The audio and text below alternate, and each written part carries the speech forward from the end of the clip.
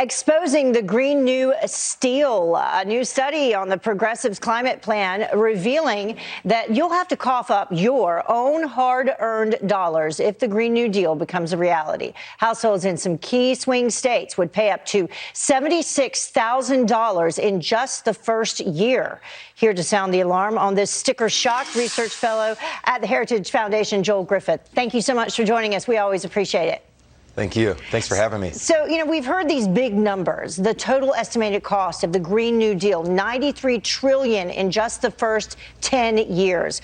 But when you break it down by the households and what it's going to cost you, we have this new study that just came out this week. 10 key swing states from year 1 to year 6 and onward. And let's just take year 1, where we have the cost for a family up to $76,000 in year 1 when you break down these states. What about that? Oh, it's astounding. We all want clean and affordable, abundant energy. But the Green New Deal, there's really nothing audacious about it except for its absolute absurdity. And that's because this constitutes a federal power grab that would devastate the economy, and it would hurt those working families the hardest. The Heritage Foundation put out a study just several months ago that shows by the third year of the Green New Deal, the typical family is going to have an $11,000 annual income hit.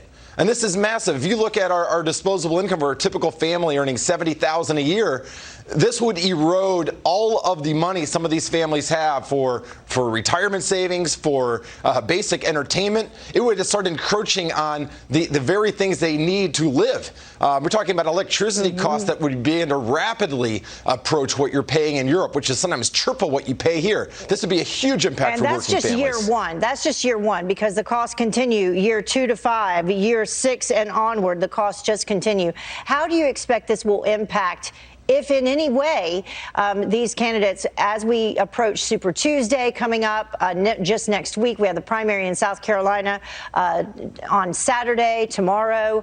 How do you expect this to impact some of these candidates who continue to tout the benefits at the polls? This all comes down to whether or not the candidates that are running for the Democratic nomination actually start to explain to the public how this will impact them. If you look at the way the Green New Deal is marketed, it's a focus on so-called jobs creation. And if you look at Bernie's plan from this last week, he actually calls for free, virtually free. Those are his words, virtually free energy.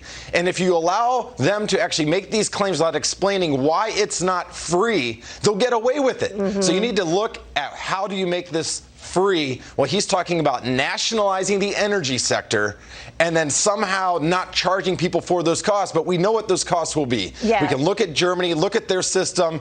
This doesn't just impact your air conditioning bill and your heating bill, but that's going to increase. It's going to impact the manufacturing sector as well, because one of our advantages in this country is having some of the cheapest industrial energy costs in the world. If you take away that advantage, we're in trouble. Let's bring up, as you discuss this, some of the free things that are being offered. Achieve net zero greenhouse gas emissions in the next 10 years, create millions of high-wage jobs, ensure economic security for all, upgrade or replace existing infrastructure for energy efficiency, secure clean air, water, healthy food, and access to nature for all.